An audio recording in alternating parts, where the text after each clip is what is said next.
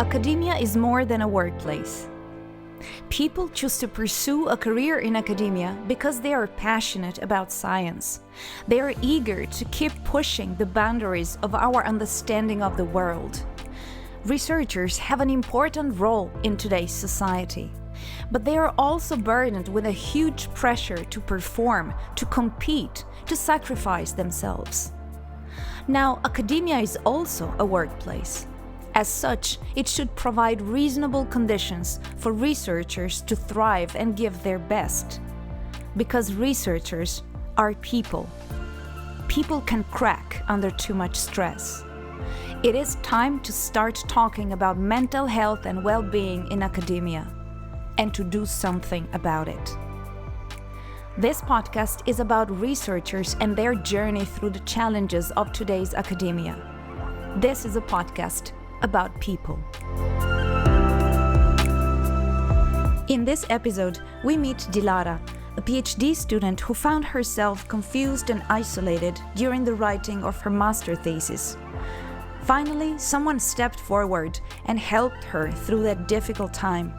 And now, as she is busy with her PhD thesis, she makes a point of connecting with younger colleagues and always offering them support and a safe place to be heard. I am Federica Bressan, host and producer of this podcast. Join me on this journey. Before we begin, a courtesy warning. This podcast contains psychologically sensitive topics like anxiety, depression, and ADHD. It does not provide psychological or psychotherapeutic support. If you are experiencing severe distress, please contact your personal physician, local ambulance, a distress helpline, or a service for crisis counseling. This podcast is brought to you by the Researchers Mental Health Observatory Cost Action number 19117. For more information, visit our website at remo-network.eu. Remo is spelled REMO-network.eu.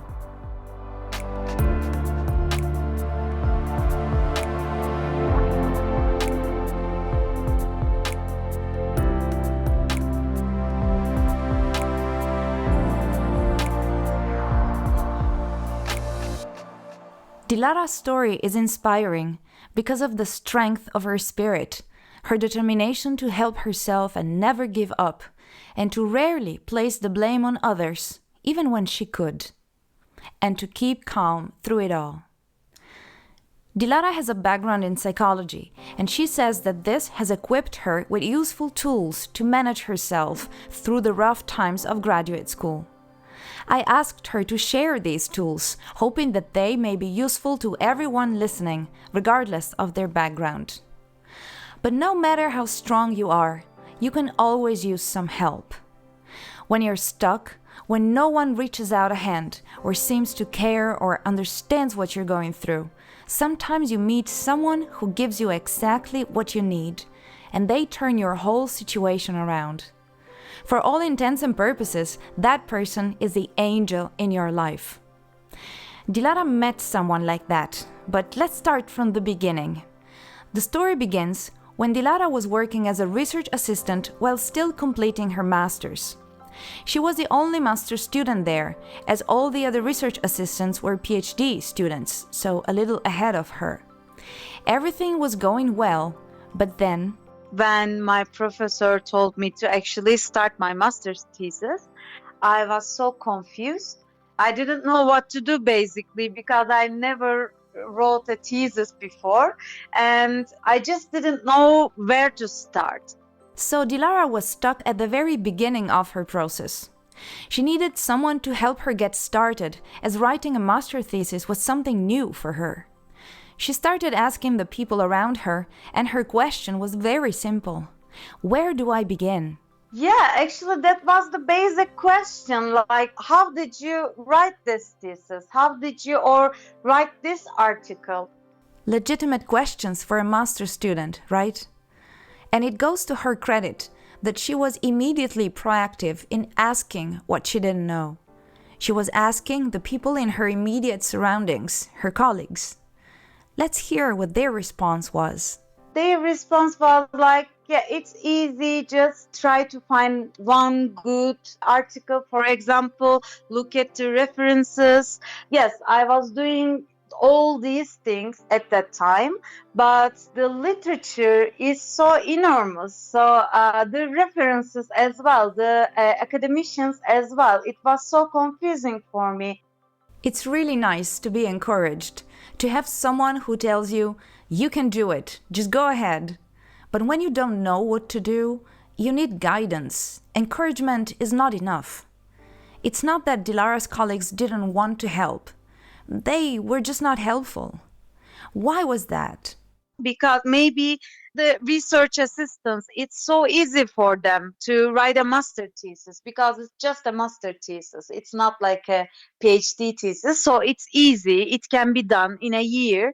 So that's why I didn't know where to start and what to ask. And they didn't know what I need really.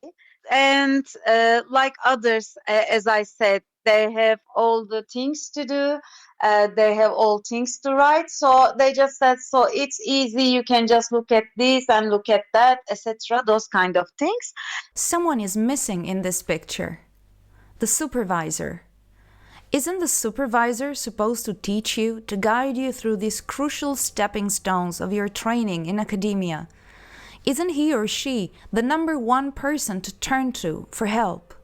So my actually supervisor just told me that you can just review the literature or you can decide your methodology, etc., those kind of things.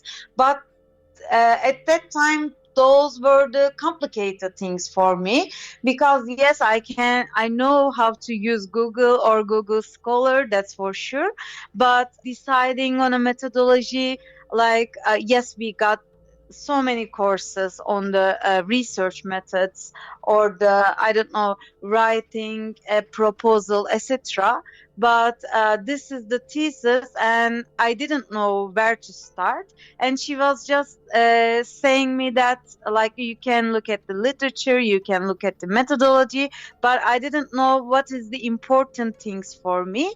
So these sentences or these encouragements were not helpful for me. So everybody around Dilara was trying to help her. It's not that they were not nice to her.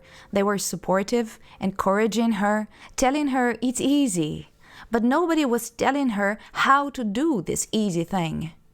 Maybe things are easy once you know them. That's what learning is all about. That's what teaching is all about. Choose a methodology, check the literature. These complex instructions need to be unpacked. So, despite all the people trying to help her, Dilara was stuck. And she knew it. Yeah, actually, it was so clear for me that I was stuck. At the beginning, I was stuck, so I couldn't start to write my thesis. So it was so clear for me. I tried a little bit. I tried to talk like everybody about it. But once I understand that this person cannot help me about this issue, I didn't go further about it. So I tried to find someone else or find other solutions about my problem. Dilara has always been very proactive in trying to solve the predicaments she was in. When someone could not help, she would ask the next person. She kept knocking on different doors until one day she found someone who understood what she was going through and gave her what she needed. We all need to find that person sometimes. This is what happened to Dilara.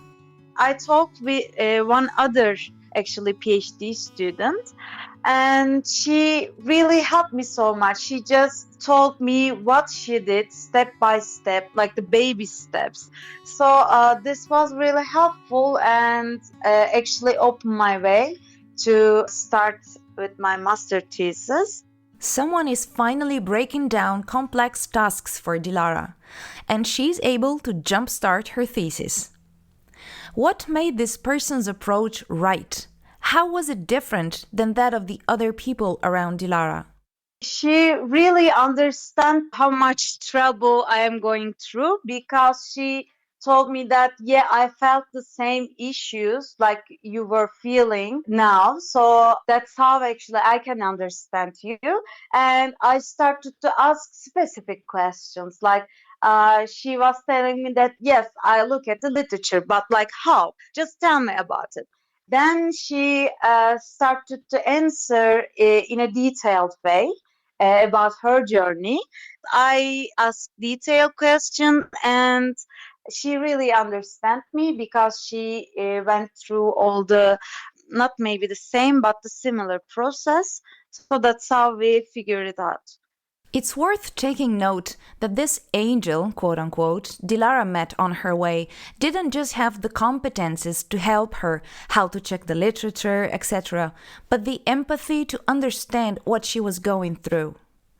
In this sense, Dilara says that peer solidarity is really important in academia, because with your peers, you can build a relationship that you cannot have with your superiors, with your supervisor, due to hierarchy. Mentor is a professor.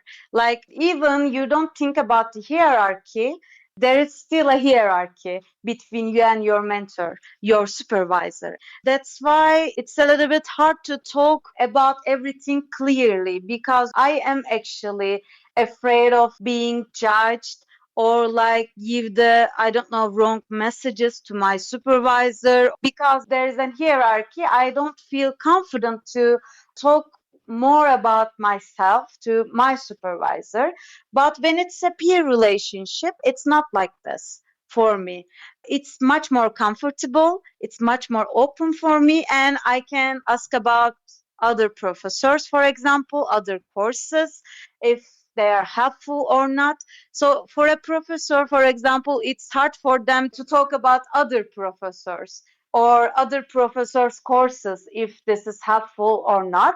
But the peers can be more open about this issue. So I think that the peer relationship is important during this academic journey. All it takes sometimes is for one person to see us and hear us and help us through a difficult time. Dilara is now able to work on her thesis thanks to her colleague. It goes to Dilara's credit that she never blamed anyone for not being able to help her.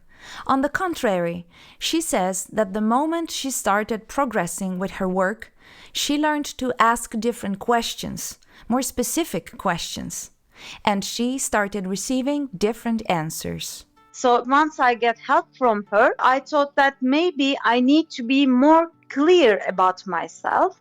So that's how actually all along my master's journey, I got help from many different friends, colleagues, actually research assistants at the university. But after I learned this, I was going them with the specific questions. Like, I didn't ask that, how can I do the analysis, for example, but I told them I stuck with this team because I was doing the qualitative analysis. So I told them I stuck with this team, or I stuck with this quotation. I don't know where can I put this quotation, under which team or under which code, etc. Those kind of things. So it was not just like these friends or my supervisor did not want to help me, but maybe I didn't know what to ask at that time. Despite her strength and positive attitude, it's not that Dilara didn't go through some times of distress, some very bad days. But it is the case that her field of study is psychology. And actually, she says that her training in psychology played in her favor. I had so many days with the depression for sure, but I am a psychological counselor actually, and I was doing my master's in the psychological counseling. So I got my supervision sessions, I got my own therapy at that time, and I'm still continue to do it. So I know how to take care of myself. So that's why this depression or the like, what can I do now, how this analysis is going, etc., those kind of issues or the problems won't go this big depression thing for me. At this point, I was really curious to ask Dilara what were the tools that she was equipped with thanks to her background in psychology. Maybe these are tools that someone else can learn or that we can all use. Let's hear what she had to say. Actually, the first thing that we learn about like psychology or in the courses is the burnout. Once you don't care about yourself, don't listen to your body or your feelings or your thoughts, and you want to do more of the work and you want to help other people more, you can ignore yourself. And this thing might go to the burnout. So that's why actually our professors always telling us that you need to take care of yourself first to help others. So I think this sentence was so powerful for me because I learned that I need to take care of myself, do a research, to do a, I don't know, to assist a course, to continue to a project, etc. Those kind of things. First of all, I need to know about myself. So that's how actually I started to search which activities are good for me, like not just for my body, but for my soul, for my feelings as well. So that's why actually I started yoga, but I am doing yoga, but not just for the poses or the like pictures, but I am doing it more like a meditation. So it was so helpful for me. I learned to accept my feelings, my thoughts. So time to time, I think everybody can get angry with their supervisor or like with their friends because like you are you are so stuck at a thesis or a research project, you cannot move on. So you need to take a step back to think about it. Like being angry about everybody is not the solution. So that's how actually I learned to step back, and I need to, for example, meditate or like things to do, like to travel, for example, things to do to good for myself. I didn't push myself to write a thesis. I told myself, yes, this is a time for yourself. You need to take a step back. I learned to realize this point. I think this is the crucial one because, for example, before presenting my thesis, I took a journey to Thailand actually for 20 days. I didn't read my thesis. I didn't look at anything about my thesis. So I just traveled, I just take my time. And then when I came back, I realized that the sentences or the paragraphs that I wrote, and I thought that the wonderful sentences, wonderful paragraphs can be much better. So I started to change my thesis as well when I stepped back. So I think I can say that this one was the crucial thing for me. Okay, take out your pen and paper and let's recap what Dilara just said. Point 1. Take care of yourself. Listen to your body, listen to your feelings, to your thoughts. Point 2 follows from point 1. You have to know yourself in order to listen to yourself. And by listening to yourself, you get to know yourself better, so that point 3, you can find activities that are good for you. In her case, yoga, meditation, or traveling. Take a break. Take a step back. Go on a journey if you can. Not just because you will feel better, but because your work will be better. She came back from Thailand, and rereading her thesis, she realized how she could improve this or that paragraph. So here's another way of putting this for the hardcore workaholics out there. If you don't want to take a break for you, do it for your work. Fast forward to the present. Today, Dilara is a PhD student and she's busy writing her thesis. She says it's not that hard, thanks to everything she's learned along the way. For sure, one thing that she's learned is that when you're stuck and you feel isolated, you really need someone to step forward and help you out. And that's what she's doing, trying to give back. There are lots of research assistants or new master students in our program. I always try to contact with them. When they ask me about anything, I just try to give them some time to talk because I needed to talk at that time. So I thought that people need to talk, need to explain themselves in a more clear way, and they need to get help from others as well. So that's why I am trying to help them in person. And for the undergraduate students as well, because they might be confused about the academia. For example, they don't know like which program they can apply or they should apply, like the which academicians they can work with, etc. Those kind of things. So when a student asks me about anything about these academic issues, I'm trying to help them in person so that I can answer their questions and I can help them. Actually, one of the research assistants that actually she just started to work at our university, I talked with her before the application because she asked me about the job, and I told her that we can make a Zoom call or like we can meet because I want to hear more about you and I want to hear what you are thinking, what you have in your mind. So we have talked about being a research assistant, being an academician, having a master's degree, etc., those kind of things. And now she started her master's program, and she's a research assistant as well. She told me that she decided to do this after we have talked about like being in this academia. She told me that I was so helpful for her, but from my point of view, I didn't do anything. I just talk about my own experiences and I just listened to her. But this little talk was so helpful for her.